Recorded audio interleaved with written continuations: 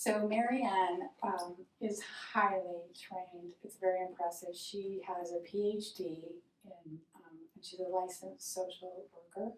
She was 24 years old and she moved to Alaska Native villages and she was helping the people there with doing her social work.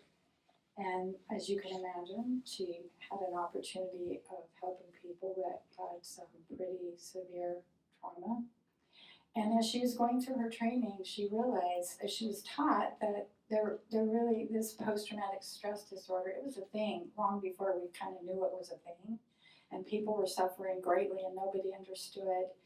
And she had the courage to look at that and say, you know, they told her there's really no cure. You just have to suffer if you have it. You just have to deal with it. And the thing that I find so inspiring about Marianne is she didn't accept that for an answer.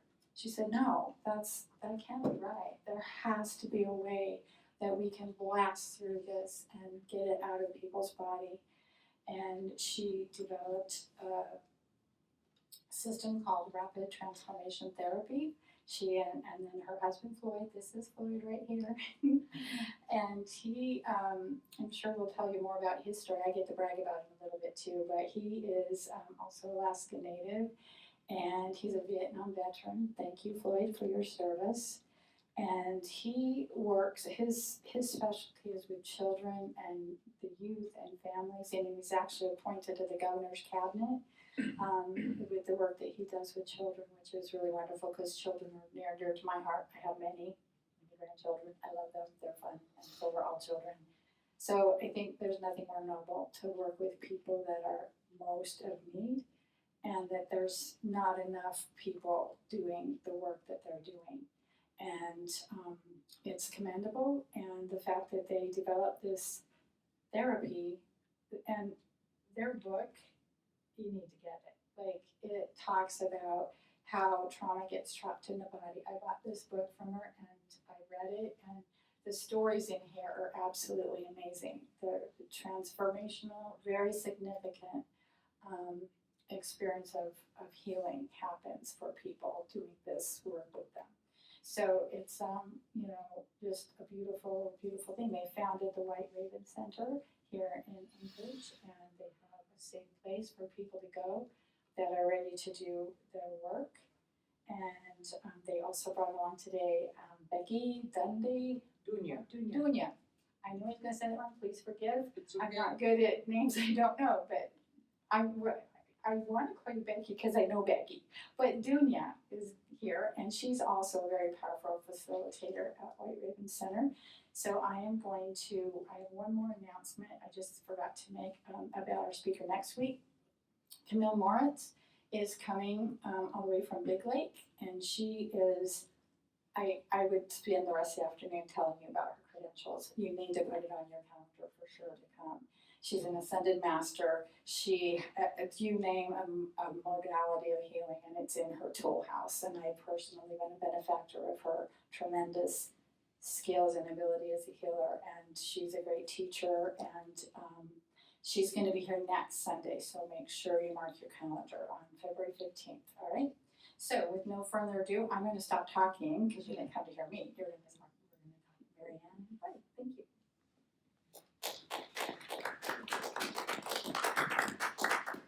Thank you, Sherry. Really appreciate your introduction. My prayer is that we can share a bit of our life experience with all of you today that maybe will touch you in some way or awaken something in you some way that will help raise all of our collective vibration. We're all connected, and yet so often today we witness this angst between different factions of human beings. And when we acknowledge that what we see in each other is what is in ourselves, then we can help shift and embody not only a season of peace from January 30th to April 4th, but at all times, that's certainly my vision, that we embody peace and that we open our hearts to the love that lives inside of each one of us. My daughter, many, many years ago, gave me a little book written by Thich Nhat Hanh.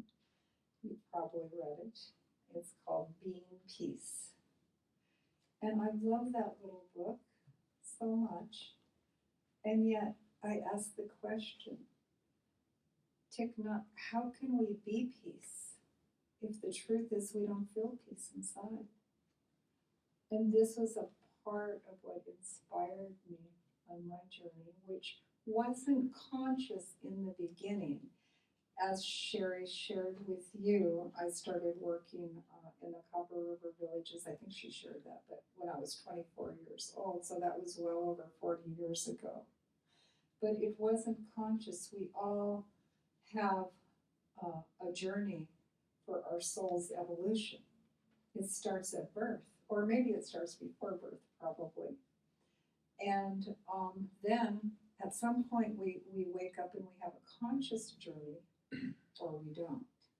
So my journey in the Copper River villages was to witness so much trauma, because at that time there was so much substance abuse, there was so much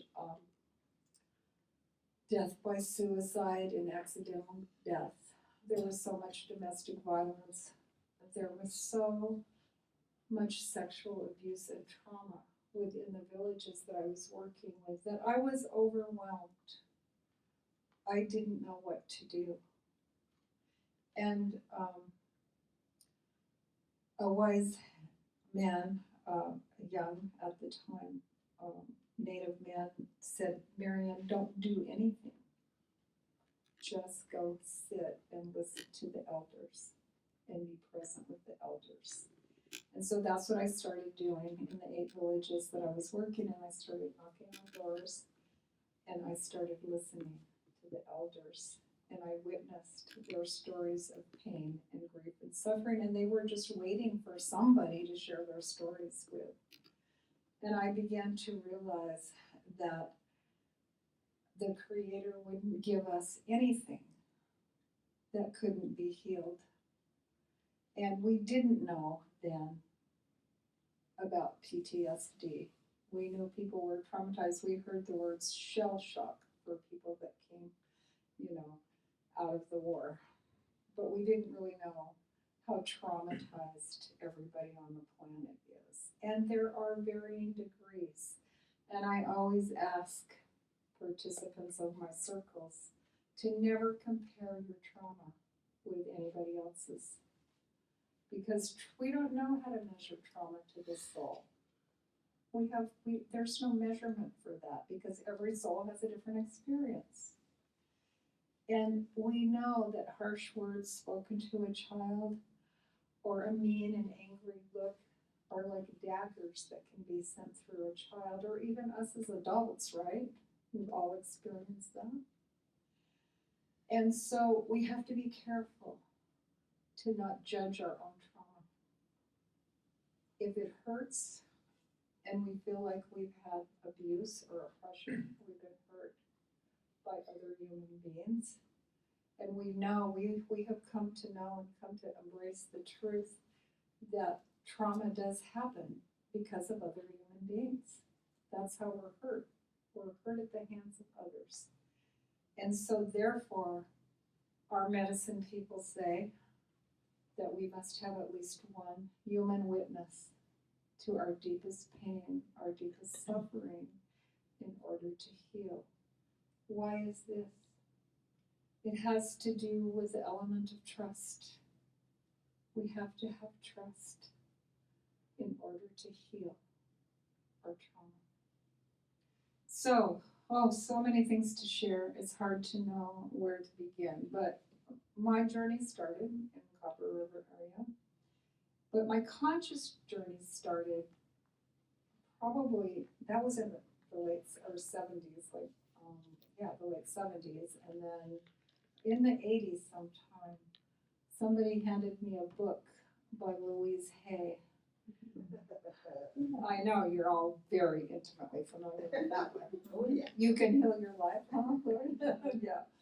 So I read that book and I went, whoa, that's when my conscious journey of healing started. And it wasn't long after that I met a Lakota medicine woman. Her name was, she says, no, I'm Lakota and Danish, so both. But her name was Bernice Falling Leaves, and she used to do a lot of gatherings up here in Alaska. And she was adopted by Rita Blumenstein, which some of you may know, who passed away a couple of years ago, but was the recognized traditional healer at South Central Foundation, but long before that did many, many healing things. So anyway, Grandmother Falling Leaves really set me on a path of awakening and understanding about energy and energy medicine and what energy does in the body. And the things that I was learning really resonated with what the elders in the villages were telling me and showing me that we have to feel our emotions. So I say that I call emotions energy forms that are in motion and they have to move. So if I have a feeling and it's in my body, and this is where like critical stress debriefing comes in 72 hours, if we haven't actually expressed that feeling, it gets stuck in the body. So how many people here have ever swallowed their feelings? Yeah, I mean, we just naturally learned how to do that. Why? Because emotions are energy in motion, it's supposed to be moving, right? But most of us weren't taught that because most of us didn't hear the words, it's okay, Johnny, it's okay, Susie, it's okay to feel what you feel and tell me about how you're feeling. And it's okay to be angry. And it's okay to be sad, and it's okay to grieve. And we know that in traditional cultures and indigenous cultures, that grieving ceremonies were a critical part of the healing journey. And we know that that some of the communities in Alaska have resurrected that, what used to be, which is such a beautiful thing. And that is when we get together for potlatches, and that's what the original purpose of potlatches was to grieve. Is that true, Jen? Truthfully? Right. So what did we do in those gatherings? We let our grief out.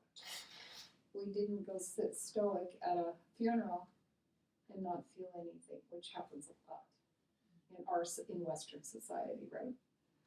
So, moving the energy of emotions, and where am I moving? Where am I going with all this? Okay, so much. So much to share, and I want all of you to have the opportunity to share and ask questions too. And thank you all for being here. First of all, thank you for being here on Super Bowl Sunday afternoon.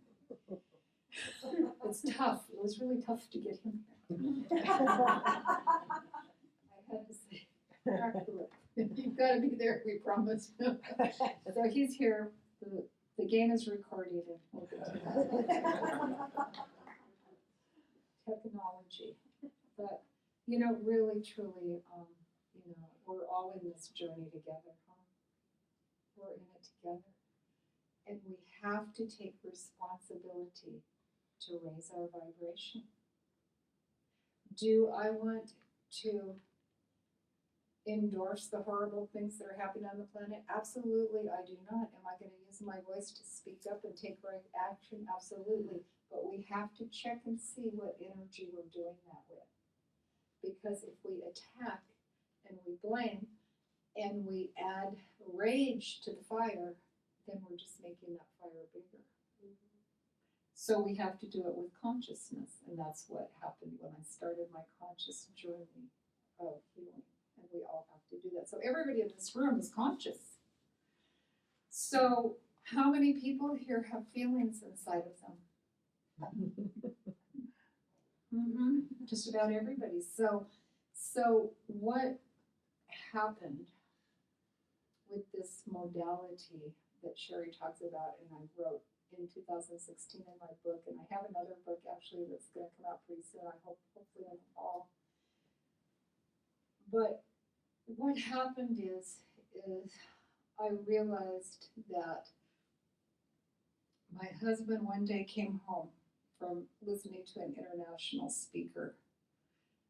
And that speaker said, oh, you just have to learn to live with PTSD. And I stomped my foot and I said, no way. Mm-mm. Because Creator is not going to give us something that we can't heal. Why would we be here? What's the point? We can heal everything. So I really started praying to learn some way to heal trauma, because I knew there had to be a way, and I'd seen so much suffering in the villages, and I had the opportunity to move from Copper River villages to working for the Alaska Native Health Board, where I was called into every region of the state, and where I did a statewide study, which actually culminated in a report called Healing for All, and I interviewed people all over the state. And I saw so much suffering. I said, there's no way we're going to find a way to heal PTSD, and that's exactly what happened. So we started working. I went to a weekend retreat with a woman that came up to Anchorage from Sonoma, California. And at that retreat, I learned that every emotion that we don't feel gets stuck in the body. And what happens when we're traumatized over and over and over again is we get all this condensation. It literally becomes solid in our body. And what does that do? It creates energy blocks in the flow of the body's natural energy system. It creates energy blocks and throws us off balance. And so literally, we even know scientifically now that almost everything we call dis-ease in the body comes from energy blocks. 99%. There's an emotional component that goes back. If we had known how to move that energy, we're not going to have all these physical problems. Why does this happen? Well, the soul comes into the body and they have an agreement to work together and evolve when we get traumatized and we get shocked out of our body. That's what happens. So most of us have soul, parts of our soul scattered about the universe in all kinds of places. And then what happens when those soul parts are out of the body? All kinds of other energy comes into the body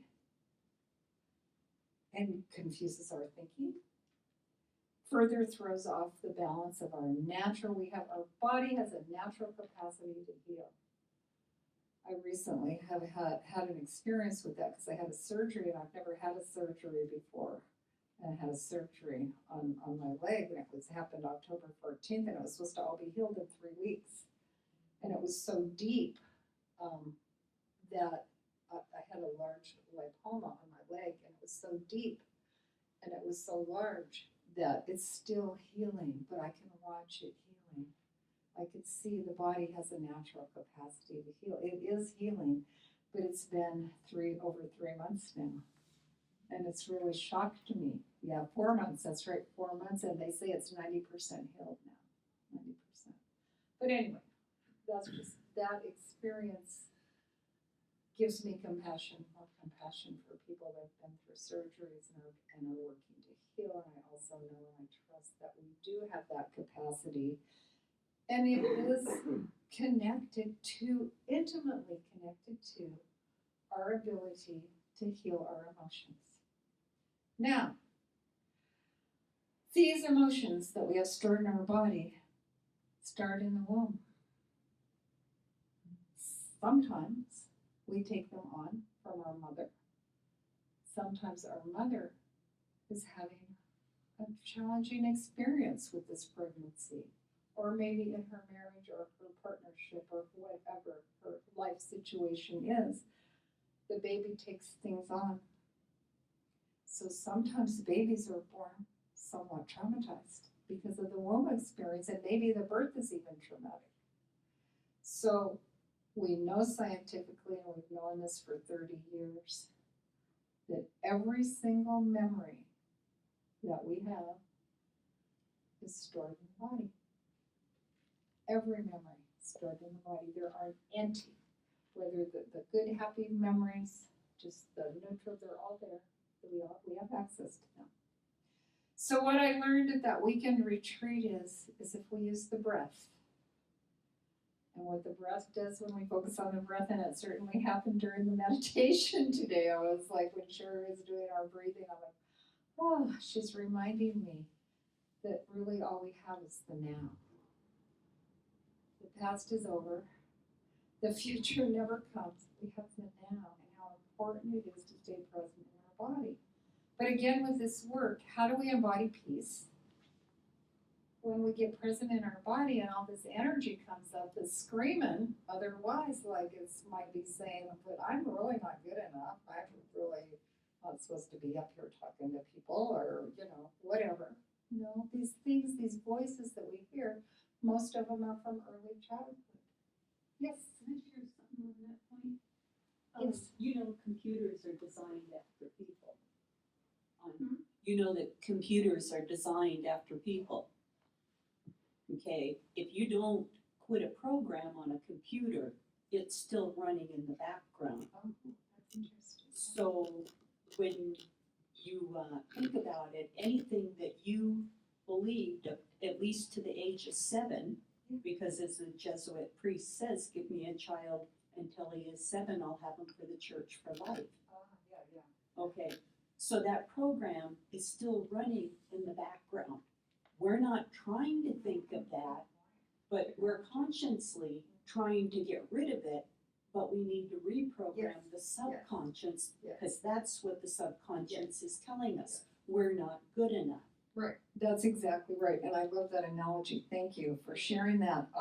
It's exactly right. We are programmed, and part of the healing that in teachings, part of the RTT methodology is we have to take responsibility to reprogram ourselves. We have to consciously reprogram, and when we do that, when we send the new message to our whole, it changes the DNA, it changes the cellular memory, it changes everything.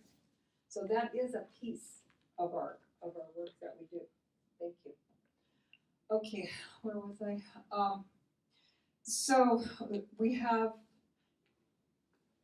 some souls' journeys has been so traumatic that every day it's like trauma, layer and layer and layer and layer and layer and layer and layer of trauma.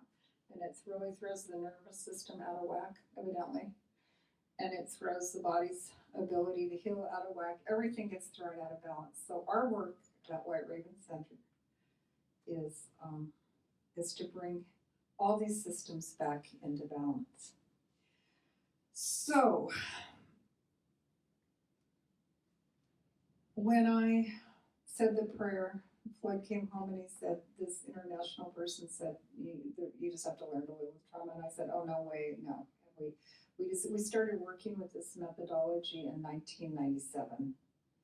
We just celebrated 25 years in Anchorage of White Raven Center. We had a beautiful ceremony, and Floyd's cousin, who's an international carver, carved us. He said, oh, Marianne, you've been wanting to have a beautiful panel outside of White Raven Center all these years. He says, let's carve one now. So he got it done, and it was so magnificent that we couldn't bear to put it outside because it would be ruined in one winter. So it's now in our center, so I hope some of you have been to our center, and I hope others that haven't get a chance to come visit us and see our beautiful panel, 25-year panel. So I want to give others a chance to share, but I want to make sure I've covered a few basics, and then I'm going to let Floyd share his story of how he has been able to embody peace, open to the love inside and embody peace, and then Dunya will share too. But the main point I think that I want you to know is that these energies that live inside of us, and I say this all the time, they are not who we are, okay? This energy that's so uncomfortable, that's so connected to our trauma is just that, it's energy, and we have the power to sweep it from the body so that we can land in our heart center. and open our hearts to love and embody peace. Speaking of embodying peace, Greg Braden, I don't know if you're familiar with him. Yes, yeah, you love him. Okay. Adrian loves Greg Braden. Yeah, he was a NASA scientist who became a spiritualist, and he's done tons of research, and he does huge gatherings all over the country. But he just did a study that says if 100 people embody peace in an area, it affects 1 million people. So we have to remember to do our part. And what our biggest part is to awaken our light inside. And this is where White Raven comes from, because as you probably know by now, right, in the beginning of time, Raven was white. And I learned this in my journey throughout Village, Alaska, in the southeast shores. There's many stories. Well, Floyd could spend the rest of the time we have telling you Raven stories and how Raven stole a box of daylight and singed his feathers black. But he did that because Raven so loved humanity that he sacrificed his feathers for us. But if you go up to Yupik country, the elders will tell you that as Raven once again turns white, it's showing humanity that we're waking up. And that in the beginning, we were all so connected to the animal world, to the spirit world, to all of nature. And we were so connected to the light that lives inside of us. But with the heaviness that came with colonization to our villages, that came with alcohol, that came with the oppression of family violence, etc., all the boarding schools, all of these things, there became this heaviness, this darkness, and Raven took on this blackness. But now, we all know, don't we? Raven's white. We've all seen the White Raven, right? Everybody understands, you see, that this symbology has to do with our own inner light waking up. Okay, that's probably enough of me for now. Would you like to share a little bit? Yeah. Any questions before? Well, I just have something that really struck me when you were talking about the trust, and how important, because I've tried to do a lot of work internally. Yeah. But you said it's more powerful and lasts a lot more if there's a witness. That is an Oh, important a witness, human witness. This is when I got home from my first very intensive workshop where I moved a lot of emotional energy out of my body, and I went back to the village in Mount Wakatwa where Floyd and I and our family were living at the time. We started, it activated everything in him. So he started doing work, and we called upon a good friend across the village to come and be with us to help with his processing. And this is what he always told us. He said, the medicine people say, if you're hurt at the hands of a human being, you must trust at least one person with your deepest pain, your deepest sorrow, your deepest feelings in order to heal them. So it's like trust is broken, so we have to regain trust. And really that trust is in Creator and Spirit, in the universe, right, that we're being taken care of. Does that answer your question? kind of sounds like kind of a karmic balancing kind of human heart, or human has to help you with that in a beautiful sense. Mm-hmm. So that's what, at White Raven Center, we don't call ourselves healers. We call ourselves helpers. Because everybody heals themselves. We don't heal anybody but ourselves. And we always say to each client that comes through the door, each person that comes through the door, is, I don't ask you to do anything, I don't do myself. And I am here for you 100%. You gotta be here for you 100%. So it's a relationship that is guided in a spiritual way, not in a way that there's a helper and somebody getting, no. My grandmother fondly's always told me, we're huckabee, we're helpers. That means, in Lakota, that means helper. That's it. Period. Amen. Okay, so this is about opening to the love that lives inside of us. And how do we do that? Because love is the most powerful healing ingredient, and it's right in here. Okay. Oh. Somebody has a question. I have a question. When you're speaking of the witness or the trust, that if you have experienced a trauma that you need to trust at least one person. But what I see, at least in the white community, I cannot speak for other communities, I see a lot of perpetuation of a story. A lot of what? Perpetuation Perpetuation. of that story, Yes. which to me, in my mind, has no longer anything to do with trust. They're just perpetuating the same stories being told over and over, Right. and I don't see any healing taking place Right. at all. Right. What I see is the story becomes maybe an identity, maybe a Oh, very crutch. much so. or Very whatever. much so. Yeah. You're talking How about do you- woundology. Yeah. How do you move that person Well, along to actual, where yeah, the person right. can heal Right. rather than hanging on to whatever The story. whatever the event We're not was. our stories. We're not our stories, and we also need to use our stories to help propel us. But if our stories keeping us stuck, like Carolyn Mace has really good work on, which she calls it woundology, that two people get together for coffee and they share all their wounds and it's kind of, that's what you're talking about, and so that's being stuck.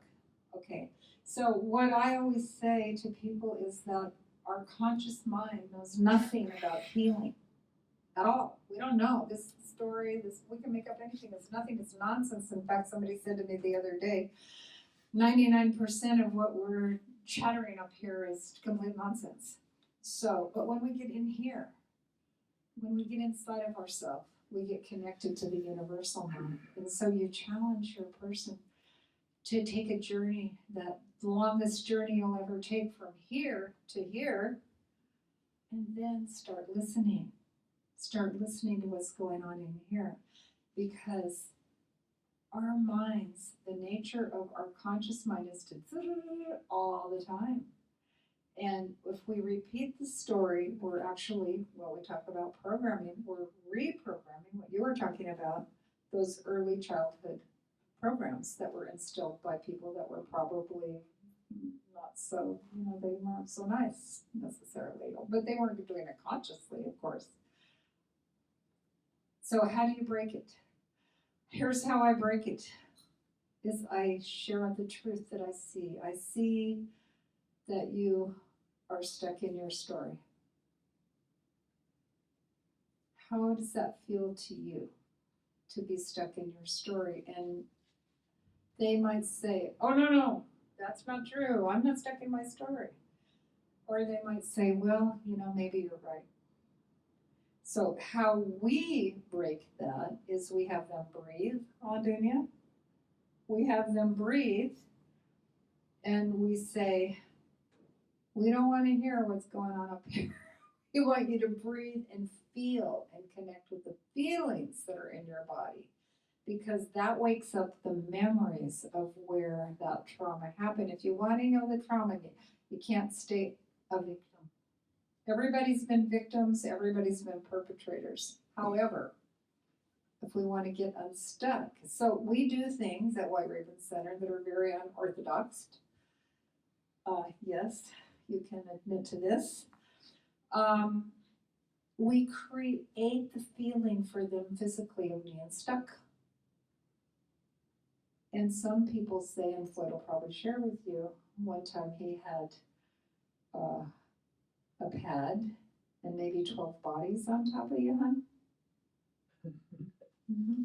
Want to talk about that? Not right now. Not. It's personal. Here. No. Well, sometimes we have techniques that we use to help people experience what it feels like to be stuck, and that helps them get into the emotion. And that's when we have a breakthrough.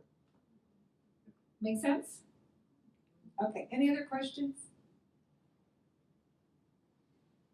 Okay, we'll keep going. I need water. My name is Floyd Guthrie. And I was also given, can you hear me? With the microphone, yes. With the microphone. Please. You made me use it, you gotta use it. They nicknamed me Honey when I was a little boy. And it's because my uncle's nickname was Honey. Because he was little women kept calling him Honey when he ran by her house. So all the other kids started calling him Honey. And so I was stuck for some reason. But again, I heard too that he fell in the tar pit once and they called him Tar Baby. So between the two, I'll take Honey. So it's all about my people have this tendency to give nicknames, right, Dunya? Every one of them, you're born with a name, but you're going to be given another name. Yeah. I was given a lot of names in ceremony. I have a Lincoln name, I have a Simpson name. Well, two Simpsons names, which I won't have to say here. But I grew up, my journey was a journey of that I realize now is what I needed. I was born in the village, run by the church in Metlakatla, governed by the church. They say it goes. No alcohol in this village. I found out later, not too long ago, that my parents were known alcoholics and they were drinking. There was a party house. You know, it's just, I didn't know. I had no idea till, because there was 8 of us and a house, real small little house with an attic. We'd climb up the steps every night and then close it so we couldn't hear the parties or smell the cigarettes that went on all the time. For some reason, some part of me doesn't even want to talk about those things. But then you've given me time, right? So I'm going to talk about it. It was a very, well, I was very naive, totally naive about all of this. And church was something we did, Easter, you know, everything that revolved around the church. So I was totally indoctrinated till I was 7 years old. And my dad got a job in Ketchikan, 15 air miles away, in cold storage there, so we moved. And I got introduced to a world that I don't recommend anybody, but it was my world, and it was a world I had to live with and grow up in. My parents became instant drunks.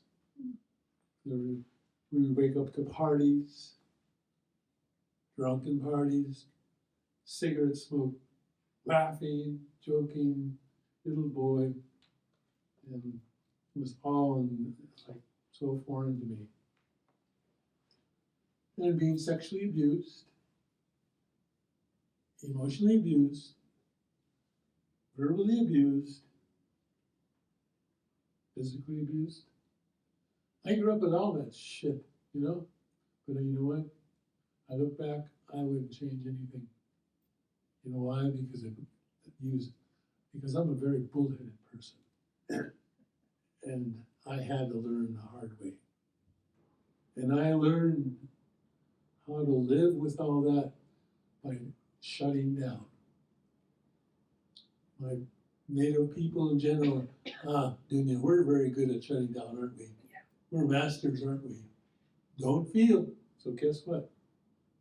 What feeling are you talking about? Right? And my story is about not only Native people, but anyone that grew up in an alcoholic home. Drunks talk, shame that comes later, guilt, living with guilt. I was just, that's just the way it is. Do you want to talk about it? Who are you going to talk to? I had connected to other kids on the street, and they happened to be all Native too, all walking around. We had to stay away from our house as long as we could. Never talked about what happened in their homes. It was years later when I discovered my closest friends were living in the same conditions that I was living in. We were all very lonely, very scared, very confused, very overwhelmed, and talk about it, and we just smiled. And we became teenagers, and guess what happened? Drinking. Couldn't wait for the next drink. I instantly loved my alcohol because I grew up with it. What was the answer? And now I look back, and I really was taught not to know who I am. I had no idea. Who are you? The answer, of course, is, what do you want me to be? I was fucking good at parroting, telling you what you want to hear because I didn't know who I was. But I'm very good at being there for you. You want humor? We'll get humor.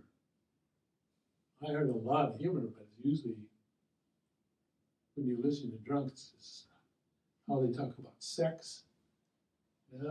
It's oh, it's just normal. It was all just that's just the way it was. It was a part of this community that I was immersed in. I was, I'm just looking at my memories of my parents. And my mom died with cirrhosis of the liver. She was 50 years old. And my dad died. He was 51 and died in his own vomit. A lot of my friends died because of alcohol.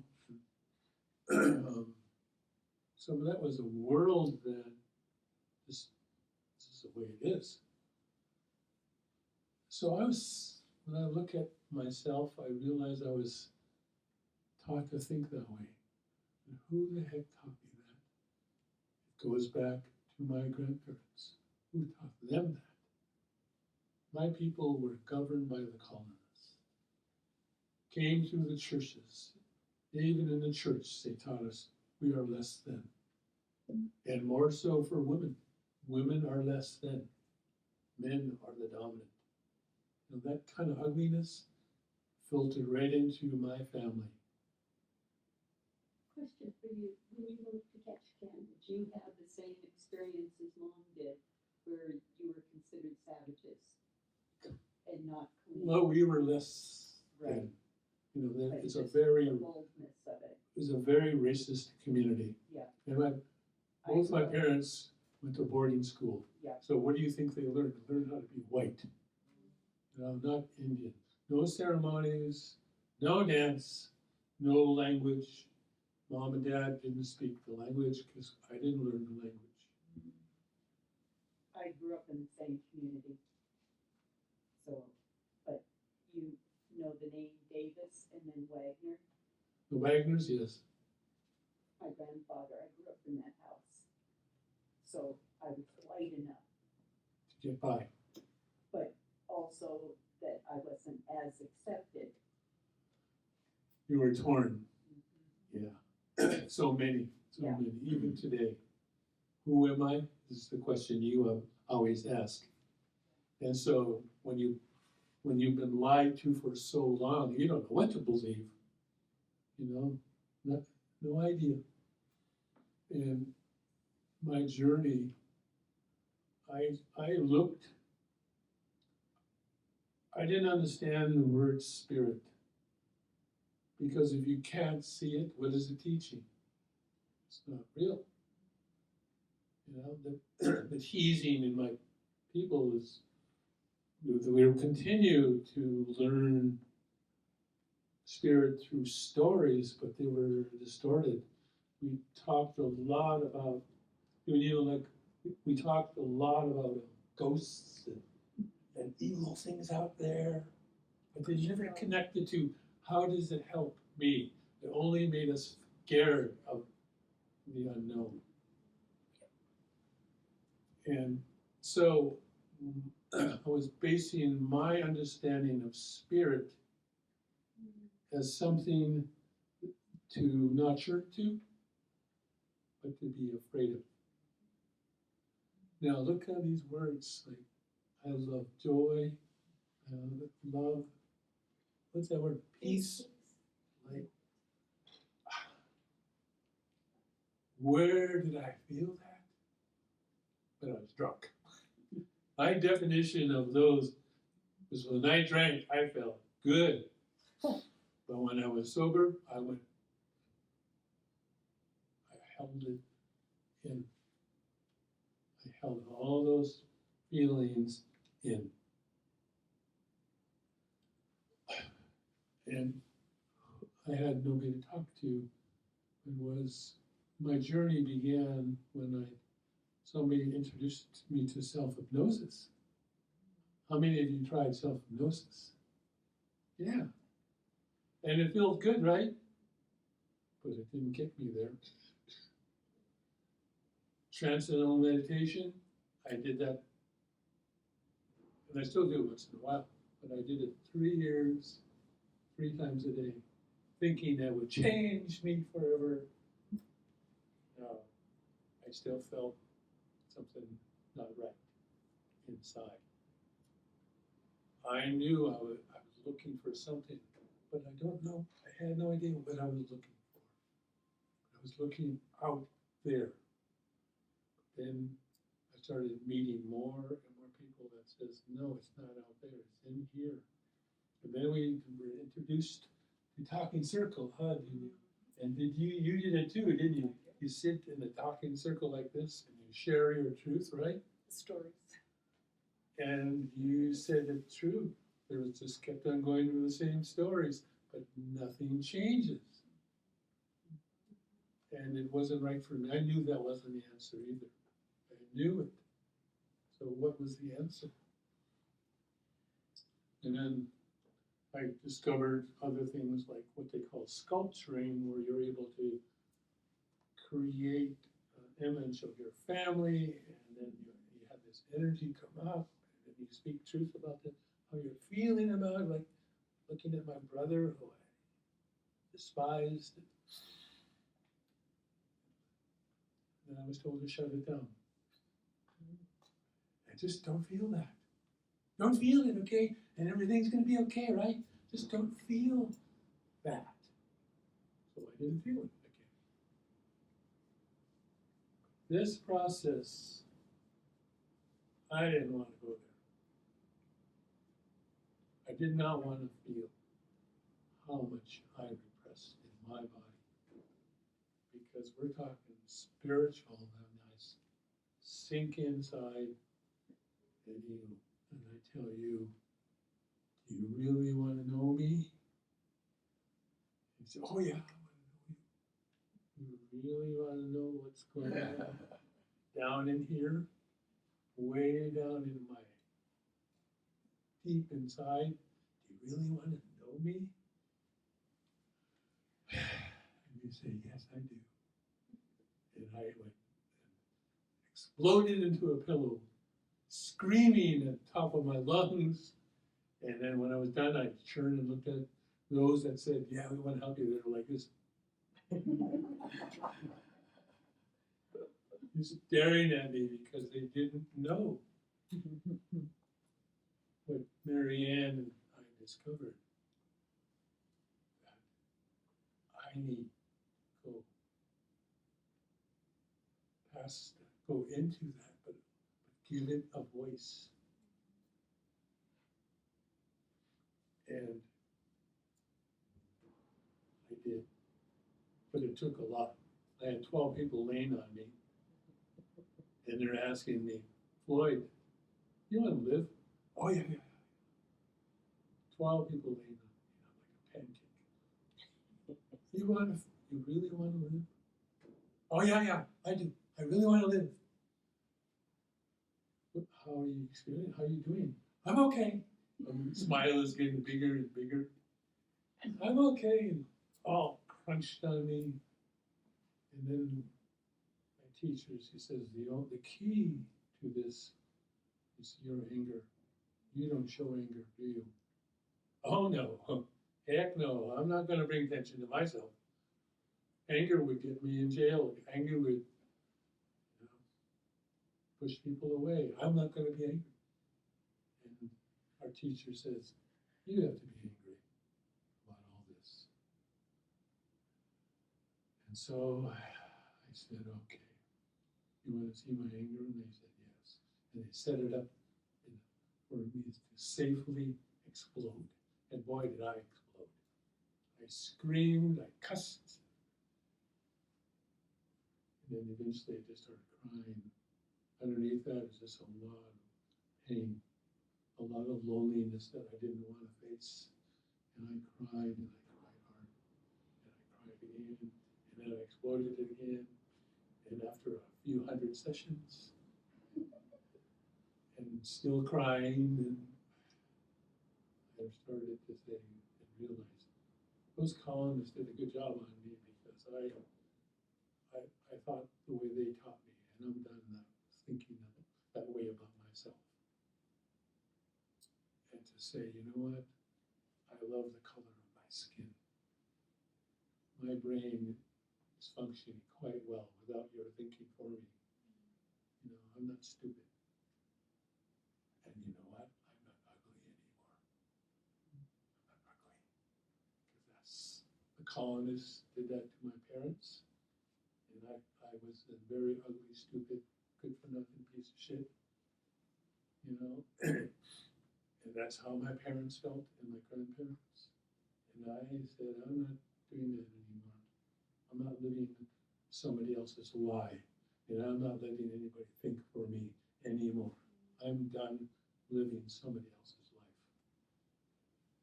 And I found something inside I've been looking for all my life. And you know what it was? It was just a little boy standing there looking at me like it's about time. And then my awareness that Mother Earth was right there all this time.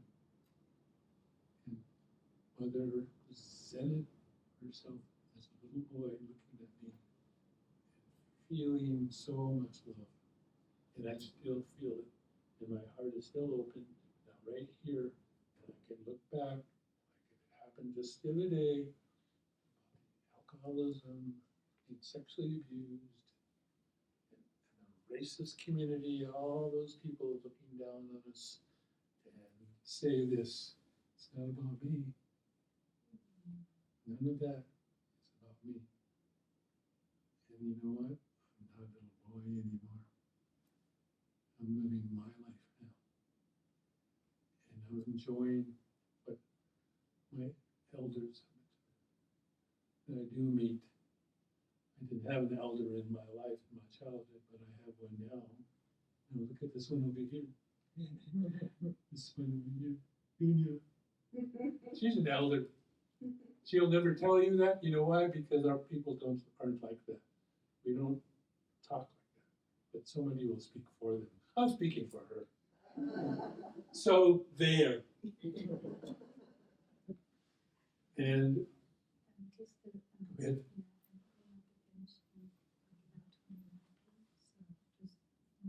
I'm done.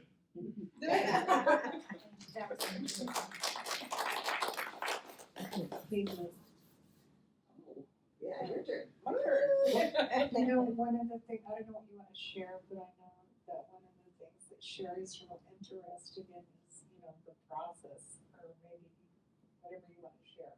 The RTT process, of, Yeah, just like. you know, the trauma, because you certainly had your share of trauma, and you healed from it, and you're still healing from it, so, okay. So my name is Dunya. I am actually, I was born in Old Harbor, Alaska, which is on Kodiak Island, and I would not tell you that before. I wouldn't wear anything or tell you. Wasn't proud of where I came from. And I am one of 6 children, the only girl, the oldest, and my father was the chief of the village. He was the maintenance man for the school. And when Marianne was talking about the funeral and how you release when you grieve, I'd never had that experience. We had potlatches, but they were just everybody drunk, came together, told stories about the other person, and then they go continue to get drunk. So I didn't have that experience. I don't have the language. Didn't have any song or dance that came along with that. I learned all the bad words. I think most of the bad words in my language. I am Sukhpiak from Old Harbor. My grandmother, my father's mother, passed away 13 days before I was born, and they called her Dunya. So I feel like I embody her, and she's with me, and I carry her with me. I met Marianne. Well, actually, so I grew up in Old Harbor, and I was molested by. I was a low caste. The abuser, and ended up going to court and going through that whole process. He was moved from the village, and his family was like the high caste, and I was made fun of, what didn't fit in. And I met Marianne back in 1988 in Tok, Alaska, at a Rural Caps Providers Conference. And we sat in a circle and we had a feather and we passed it around. We spoke our truth, but I didn't know my truth. I didn't know anything. So I was suicidal from the very beginning. I didn't have a place that I thought I belonged. But that gave me hope. I've also went to an Elizabeth Kubler-Ross workshop shortly after that. Ended up in Durango, Colorado, and was going to become something. I became an alcoholic, drinking Mad Dog 2020, rolling down the hill, said I was going to kill myself. And they stuck me into a psychiatric unit. And then they told me to go to treatment. So that was, I don't know if that was an awakening, but it was pretty brutal, I thought. I was far from home. And then I went back to my village. And from there, I also tried to stay sober, and I couldn't. My house became the party house. And once again, I said I wanted to kill myself. I did try cutting myself, taking some pills. And they stuck me into an institution and treatment as well. Then you ended up working at API for 13 years. And then I laid on my application and worked at API for 13 years. I felt like I belonged. I was able to sit and hold space and see people that were hurting and not have to fix them, but to be able to listen to them. I felt like I was being useful there. So I did that for 13 years. I heard about White Raven Healing Center. I applied for a job there maybe a little over 6 years ago.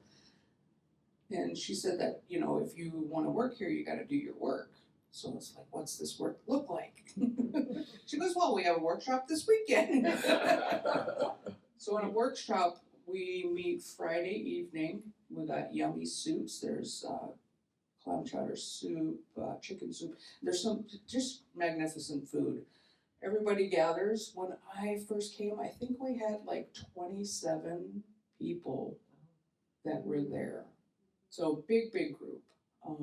Last month, I think there was 12 of us, and that was nice as well.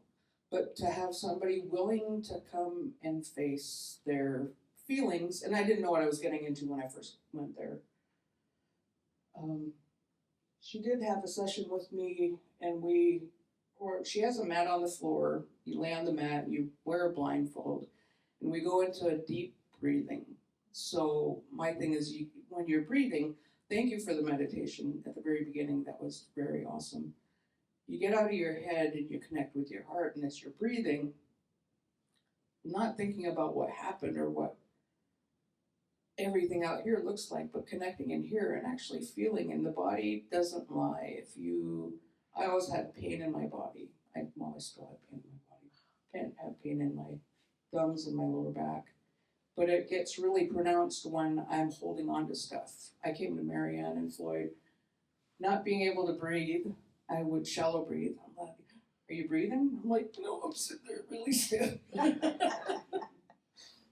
And never would I want to be able to, come out and talk with everybody, but I've been able to do the youth and elder conference with them for the last couple of years, to meet with people, to actually show that there is a way out I'm suffering.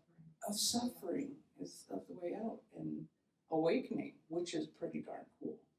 I wouldn't have been able to tell you where I was from, what happened to me, but what I get to do is I want to live. I want the light, the peace, the love and joy. And there's still parts of me that are still closed off, I'm afraid. And working through those, doing sessions with Floyd and Marianne, and also going back to workshops. When you see somebody's light awaken, when it just opens up. I recognize you from that gathering over at CITC, and I noticed you guys from the whole Lives Festival. My thing is, I search for something better, something lighter. There's so much animosity, so much ugliness in the world. When I hated myself, I despised myself, I loathed myself, I wanted to die. I was my whole life, and I tried.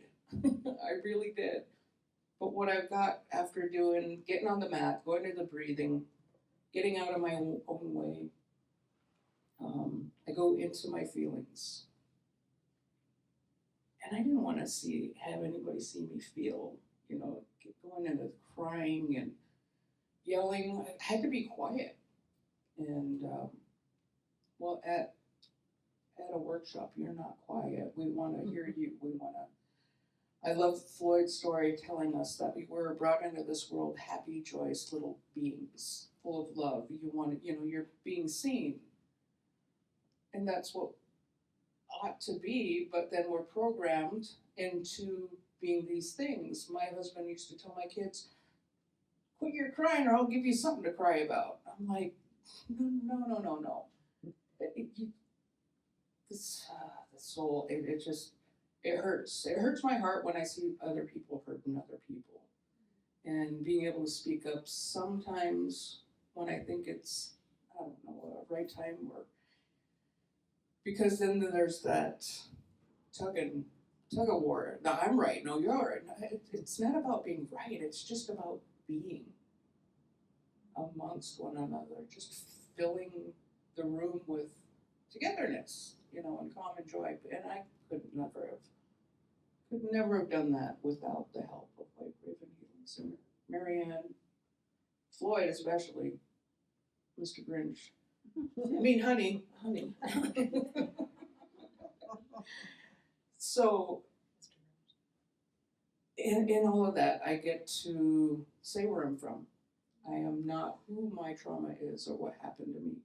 Yes, all that happened, and I am me, and I'm still learning on loving me and filling me with me. I take a lot of self-care and doing stuff. I am an alcoholic. I drank, and I've been sober for a little bit, so I don't need to put anything into me. But there's other things. There's shopping, there's gambling, there's spending money I don't need to be spending. There's procrastinating, not moving my body. There's the cell phones, yes. A distraction, avoiding. I want to be a part of life, but then I don't feel like I'm supposed to be, but I'm learning differently. So that's me.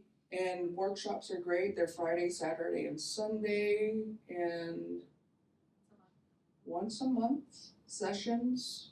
You know, when I first got to White Raven Healing Center, I was doing workshops once a month, and I was seeing Floyd and Marianne maybe 2 or 3 times a week. Intensive therapy. Very intensive therapy.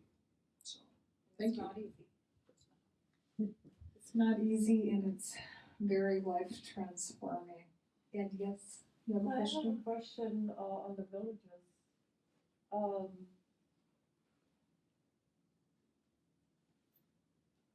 Do village youth turn up voluntarily to seek help? Yes, They do. yes, and not always, and we have some that are here in Anchorage, and we've had sibling groups that we worked with, 13, 14, and 15-year-olds, and we have a young woman right now from the Copper River villages that we're working with, has been with us a while, so yeah, they do, I mean, not all of them, but the thing is that there has to be community and family support. So White Raven Center also has a nonprofit, and I have a beautiful, amazing team of board members now, and we're working on getting a residential center established for the treatment of trauma that will allow, whole families to come. And we are actually housing a family right now, a mother and 2 children from one of the villages that we're doing, just to help out because it's such a huge need. So young people are so wise and they're so connected and they're so beautiful. And if we just give them an opportunity, and really the founding of White Raven Center, what it's all about is giving all of humanity an opportunity to awaken. And yeah, does that answer your question? Yeah. Okay. Yes, dear. Linda, right? Linda, Yes. thank you for your stories. I so appreciate everything that you've said. My family homesteaded in Willow in 1958, and it was all white people. And everything you're saying about smoking and drinking was happening there just as well. It was part of the trend of society at that point. And most of us had no knowledge, and you have shared today so much that is so important. Thank you. You're most welcome from all of us. It's really a privilege, and we don't take it lightly when we get to share with others. We don't get to do it so often outside of our center. We do go to AFN usually in the fall and have a big gathering that we work with. And we go to wherever we're asked. And everyone's welcome at our center. My message today, my first message that I shared with Sherry was, and she missed it, is I was going to talk on, what's love got to say about it. And so, I just invite you all, when you're in any challenging situation, not sure what you're going to do, just to ask what's love got to say about it. And if we all open our hearts more fully to the love that lives inside of us, then we will create this beautiful peace on earth. And my experience is that most human beings are loving and kind and generous and graceful, and that most human beings have been really traumatized, and we need to create more and more opportunity for healing of that trauma. Because, for example, if you ever feel lonely, remember that's your soul calling because it wants to come home. So do a little meditation, a little deep breathing, like the one Sherry led us in earlier, and be here now and find that peace and that love. Thank you all so much.